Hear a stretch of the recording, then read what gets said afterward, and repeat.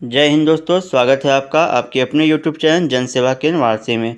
दोस्तों, आज के वीडियो में हम बात करने वाले हैं उत्तर प्रदेश पुलिस में आरक्षी नागरिक पुलिस पीएससी के पदों पर कुशल खिलाड़ियों की सीधी भर्ती 2023 की नोटिफिकेशन डिटेल्स के बारे में। दोस्तों, इस वीडियो में हम नोटिफिकेशन को समझेंगे, बताएंगे कि कौन लोग फॉर्म को फिल कर सकते हैं, एलिजिबिलिटी क्राइटेरिया क्या है, आयु क्या होनी चाहिए, वो सारी डाउट जो है इसमें मैं दूर कर दूंगा इस वीडियो में। तो वीडियो में बने रहें और चैनल पर नए हैं तो सब्सक्राइब कर लीजिएगा। उसके बाद दोस्तों देखिए ये इसका नोटिफिकेशन है, आप इसको इसके ऑफिशियल वेबसाइट से डाउनलोड कर सकते हैं। अब देखेंगे यहाँ पे आरक्षी नागरिक पुलिस की 372 पद हैं और पीएससी के 174। टोटल आपका 546 पदों पे भर्ती होने वाला है। इसमें दोस्तों दिया हुआ है कुशल खिलाड़ी के कोटे इन 546 पदों के सापेक्ष में 350 पुरुष का है इसमें पद और 196 महिला का पद है। तो दोस्तों, यदि आप खिलाड़ी नहीं हैं तो आप इस फॉर्म को नहीं भर सकते। इसमें जो खिलाड़ी होंगे वही लोग फॉर्म भर पाएंगे। अब यहाँ समझेंगे कौन कौन से खिलाड़ी आप हैं तो आप फॉर्म को भर पाएंगे। देखेंगे खेल विधा का नाम यहाँ दिया हुआ है, तो water sports, volleyball, basketball, kabaddi, football, table tennis, badminton, cross country, hockey, तीरंदाजी, जिम्नास्टिक, भारोत्तोलन, यहाँ पे कई सारे आपको जो है कि यहाँ पे खेल मिल जाएंगे जिससे भी आप रिलेटेड होंगे उसके बारे में यहाँ देख सकते हैं। नागरिक पुलिस में कितना पद है, पीएससी में कितना पद है, टोटल कितना है, वो सारी चीज़ें आपको यहाँ से दिख जाएगा। महिला खिलाड़ियों की संख्या भी यहाँ दिया हुआ है, तो आप यहाँ से इसको चेकआउट कर लीजिएगा। यहाँ देखें दोस्तों, फेंसिंग है और खो खो खेल भी इसमें शामिल है। टोटल 350 पुरुष का है, 196 महिला अभ्यर्थियों का इसमें सीट है। अब आगे बढ़ते हैं, यहाँ देखेंगे कुशल खिलाड़ियों के खेल विधा के नाम, उसकी विशिष्टता, उनके सापेक्ष भरे जाने वाले पदों की संख्या परिशिष्ट 1 में प्रदर्शित है। वो सारी चीज़ें मैं आपको इसमें दिखाऊंगा और बताऊंगा।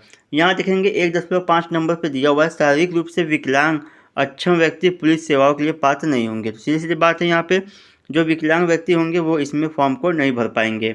ऑनलाइन आवेदन की समय सारणी देखिए दिया हुआ है, 14 दिसंबर 2023 से फॉर्म फिलअप स्टार्ट हो जाएगा और जो इसकी अंतिम डेट है 1 जनवरी 2024 तक अंतिम डेट है, लास्ट डेट है इसका।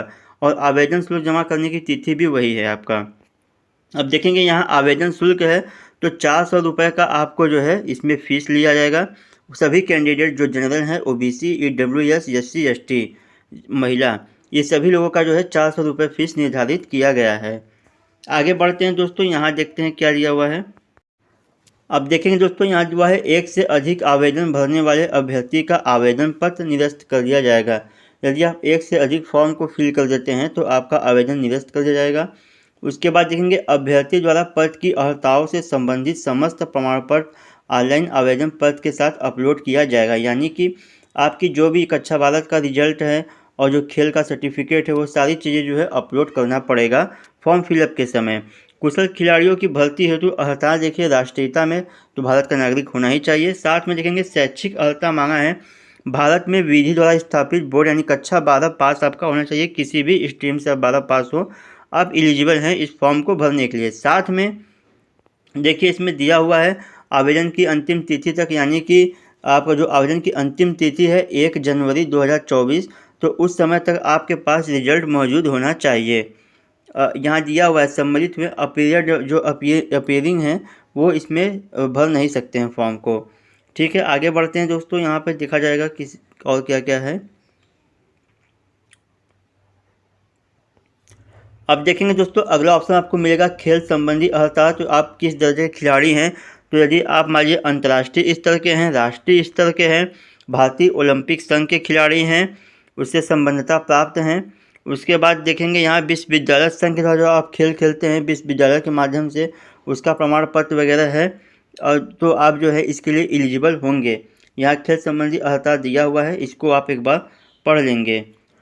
अब देखिए दोस्तों, यहाँ दिया हुआ है न्यूनतम अर्हता श्रेणी घ के अधीन किसी खेल स्पर्धा में प्रतिभाग किया हो। यानी श्रेणी घ क्या है वो मैं आपको नीचे लेके चलता हूँ। यानी कि न्यूनतम आपकी जो है अर्हता है, यदि आप ऊपर श्रेणी क में भी आप हैं, ओलंपिक गेम्स खेले हैं, विश्व चैंपियनशिप हैं, विश्व कप खेले हैं, तो भी आप एलिजिबल हैं। श्रेणी ख के लिए देखिए एशियाई खेल, Commonwealth senior, Commonwealth champion senior, एशियाई चैंपियन सीनियर, श्रेणी घ है। अब देखिए यहाँ पे श्रेणी घ है, यदि श्रेणी घ के अंतर्गत आप नेशनल खेल खेले हों, नेशनल चैंपियनशिप जूनियर या सीनियर खेले हों, federation cup national junior senior खेले हों अखिल भारतीय अंतर्राष्ट्रीय चैंपियनशिप में भी भाग लिए हों, अखिल भारतीय अंतर विश्वविद्यालय टूर्नामेंट भी आप अगर खेले हों, यह भी नहीं है तो आप विश्व स्कूल खेल अंडर-19 खेले हों, राष्ट्रीय विद्यालय खेल अंडर-19 आप खेले हों, अखिल भारतीय पुलिस खेल प्रतियोगिता में आप खेले हैं तो आप जो है एलिजिबल हैं इस पद के लिए।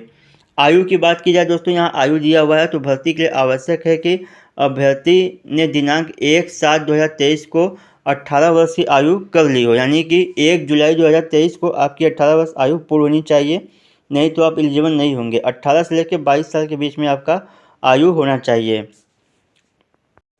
अब देखिए दोस्तों, यहाँ एक टिप्पणी दिया हुआ है, टिप्पणी को समझिए क्या दिया हुआ है। कुशल खिलाड़ियों को प्रोत्साहित करने के लिए विशेष परिस्थिति में पुलिस महानिदेशक उत्तर प्रदेश द्वारा आरक्षी पद हेतु न्यूनतम आयु सीमा में 2 वर्ष की छूट प्रदान की गई है। अतः न्यूनतम 16 वर्ष की आपकी आयु है, जिनका जन्म 1/7/2007 तक हुआ है, वे भी इस भर्ती के पात्र होंगे।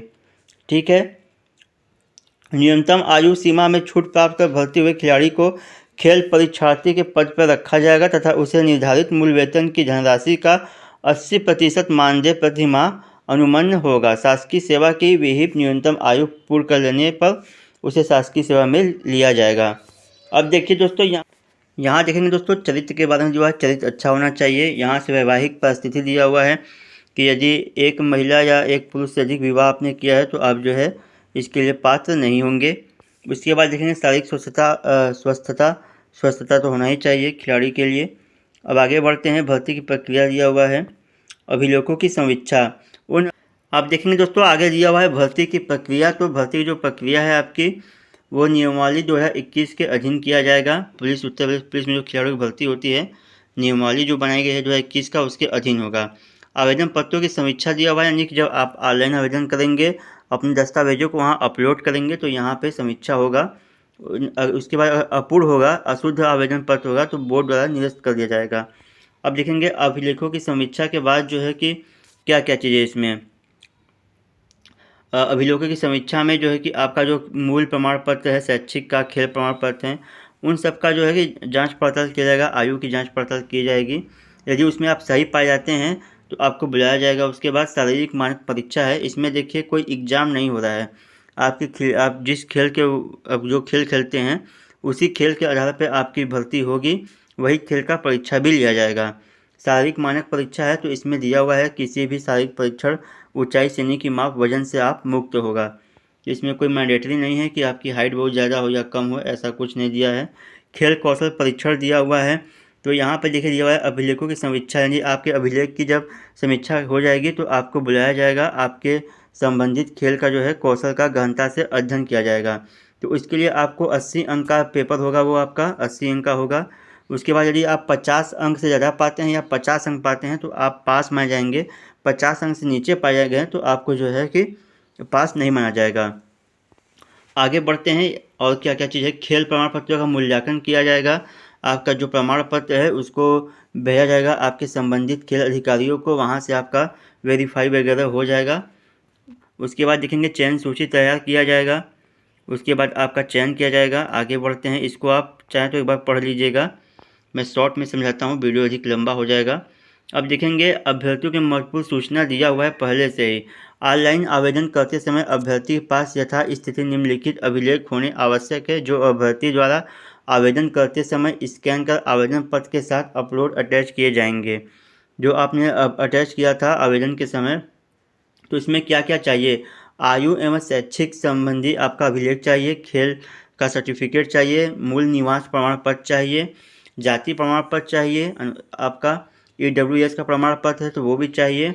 फॉर्म में स्कैन करके अपलोड हेतु अभ्यर्थी की नवीनतम या फोटो और सिग्नेचर चाहिए, आधार कार्ड की छाया प्रति चाहिए। ठीक है, उसके बाद आगे बढ़ते हैं। अब दोस्तों देखेंगे यहाँ पे ऑनलाइन आवेदन की प्रक्रिया है, तो upbpb.go.in पे जाके आप ऑनलाइन आवेदन कर सकते हैं।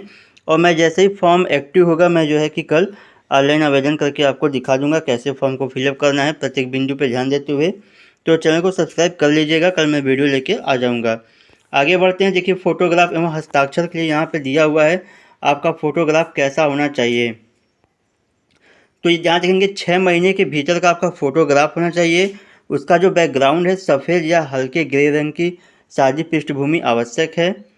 चेहरा आपका साफ दिखना चाहिए, सीधी होना चाहिए। टोपी, मफलर कुछ भी आपको इसमें लगाना नहीं है।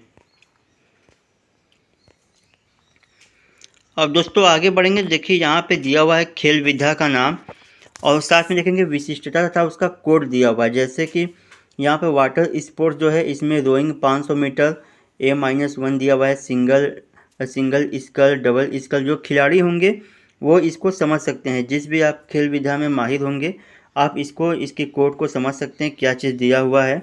इसको आप अपने अकॉर्डिंग इसको एक बार समझ लीजिएगा।